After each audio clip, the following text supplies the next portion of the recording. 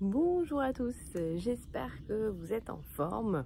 Aujourd'hui, je voulais vous parler d'un sujet que j'aime beaucoup, sur lequel je travaille beaucoup depuis pas mal de temps, qui est le fait que, ben oui, en tant que femme, on a beaucoup de variations hormonales. Nos cycles vont jouer énormément sur notre capacité à perdre du poids.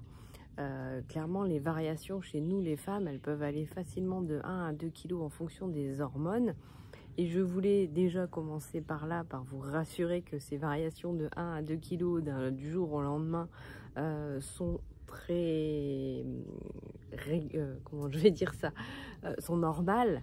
Elles font partie de notre vie de femme, et même si c'est pas confortable, même si c'est pas agréable, notre devoir, c'est d'avoir la capacité de les accueillir, et que ces variations-là, c'est tout simplement de l'eau. On ne prend pas la veille pour le lendemain 1 kg ou 2 kilos de gras, c'est de l'eau. Donc déjà, voilà, c'est important d'avoir conscience de ça. Et ensuite, en fonction du cycle, on peut, plutôt que de voir ça comme quelque chose, comme un fatalisme, quelque chose avec lequel, voilà, faut faire avec, faut vivre avec, oui, faut faire avec, mais on peut s'appuyer dessus pour justement s'aider à mincir grâce à son cycle, pour repérer aussi les phases du cycle durant lesquelles l'amincissement sera plus facile que à d'autres moments. Il y a des moments, alors je vais rentrer dans le vif du sujet parce que l'idée c'est pas de faire une vidéo trop longue. Clairement, dans la première partie, celle que je vais appeler voilà, la première partie du cycle, où on est après les règles jusqu'à l'ovulation, dans cette partie-là, clairement c'est une partie où on va plus facilement pouvoir stocker. Donc clairement, c'est dans cette partie-là où il va falloir être vigilant à manger des choses plus légères, à bouger aussi plus, parce que c'est une partie dans laquelle, si on est vigilant à manger plus léger, à bouger davantage, c'est une partie dans laquelle on va avoir beaucoup d'énergie. C'est une partie dans laquelle on va pouvoir être très créatif, on va pouvoir être plus communicatif aussi, plus aller vers les autres.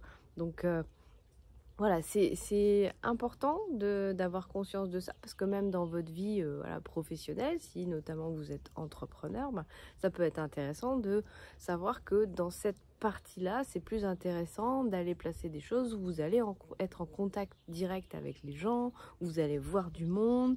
Voilà, c'est la partie où on va être plus sociable, où vraiment, voilà, et on va avoir plus de jovialité, plus d'énergie. Voilà, au niveau hormonal, c'est ce qui se passe dans cette première partie-là.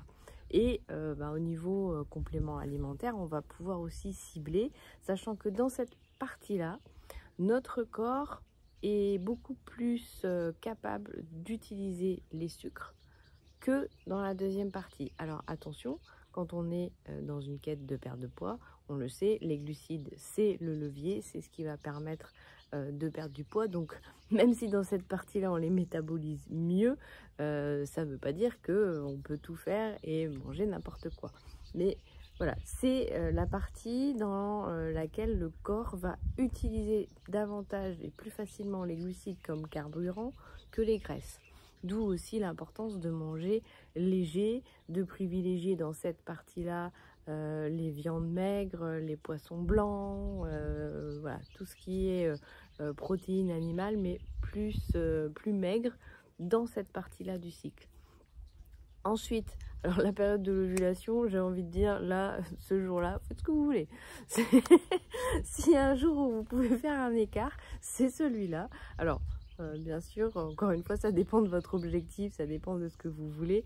Mais dans la période d'ovulation, dans ces 2-3 jours autour de l'ovulation, c'est pas le bon moment pour jeûner. Sachant que dans la première partie, on peut faire du jeûne intermittent, par exemple, si ça nous parle. Au moment de l'ovulation, on évite, on jeûne pas, voilà. Même si c'est peut-être un moment où on va ressentir différentes choses. Après, on est tous et toutes différents, enfin toutes différentes, puisque là, je m'adresse aux femmes. Mais bon, dans celui-là, j'ai envie de dire, on se fout la paix.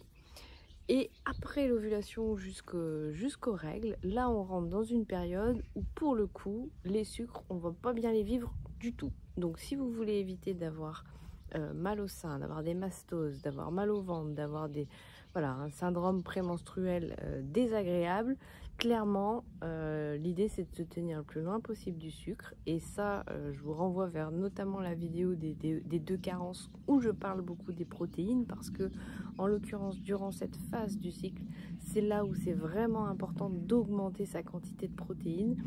Je vous assure que ça fait la différence sur notamment les envies de sucre, mais pas que, évidemment, ça fait aussi la différence sur notre silhouette. Donc durant cette partie-là du cycle, là vraiment notre corps a besoin de protéines.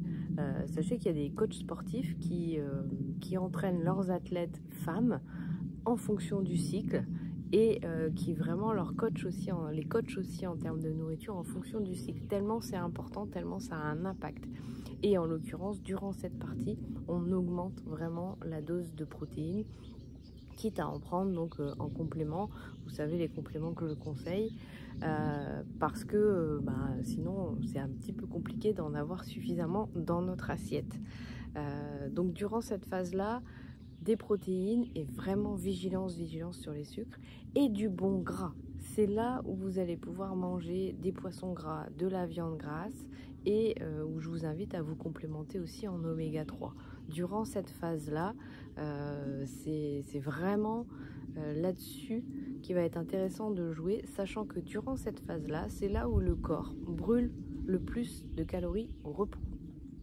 Donc, c'est aussi durant cette phase-là qu'il faut éviter d'aller faire du cardio intensif. Je referai une vidéo plus spécifique sur quelle activité en fonction du cycle pour pas trop charger la vidéo.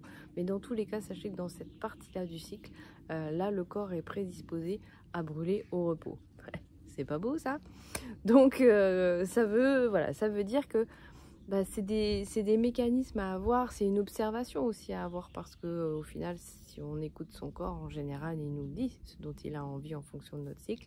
La seule chose, c'est que dans cette deuxième partie-là, il faut être vigilante, parce que là, pour le coup, paradoxalement, étant donné que c'est une partie du cycle qui va fatiguer un peu plus, le corps pourrait avoir tendance à nous réclamer du sucre, alors que en réalité, comme je vous l'ai dit dans la vidéo sur les carences, si on lui donne davantage de protéines, il ne va pas nous réclamer de sucre. Voilà. Donc voilà, j'avais envie de vous partager ça aujourd'hui. J'ai fait un article complet là-dessus sur le blog, je vous mets le lien sous la vidéo. Parce que il y a beaucoup de choses à dire sur le cycle, sur comment l'utiliser pour nous aider à ou maintenir notre silhouette ou même amincir. Donc j'espère que ça vous parlera, que ça vous aidera. Et puis dans tous les cas, je vous souhaite d'être en pleine forme et je vous dis à très vite.